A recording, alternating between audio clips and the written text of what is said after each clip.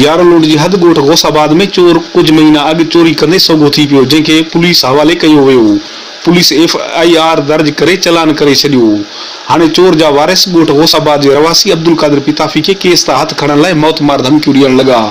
अब्दुल कादिर पिताफ़ी अवामी press club बहिर के अॻियां एहतजाज कंदे चयो त SSP घोटकी धमकियूं ॾींदड़नि जवाबदारनि ख़िलाफ़ कार्रवाई करे केस तहफ़ुज़ फराहम करे।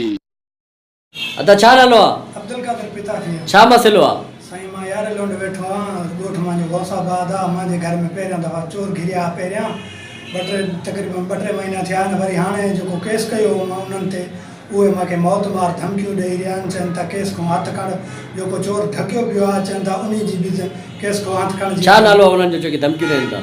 धमकियूं ॾियनि साईं फ़ाद पिताफ़ी, माशूक पिताफ़ी, उन्हनि जा ॿाहिरि ख़ालिद पिताफ़ी, नियाज़ पिताफ़ी। हा, तव्हां पुलिस ॾे विया हो? हाँ, पुलिस ॾे मां वियो। हाँ, जमशेर वारा आइए, अलशेर वारा आइए, धमकियूं हा, तव्हांजो मुतालबो छा आहे आख़िरी? आख़िरी मुंहिंजो मुतालबो आहे त मां सां इंसाफ़ थियो वञे। इंसाफ़ नथा करनि, मूंखे ॼारियूं कारियूं कुटनि था, भिड़नि था। मां हाज़िरियुनि ते वञा थो, हाज़िरियुनि ते बि नथा वञणु ॾियनि। मुंहिंजो वकील थियल आहे, उहो बार बार मूंखे चए थो हाज़िरी ते छो नथो अचे, तुंहिंजो केस कचो थिए थो। मूंखे त नथा अचनि।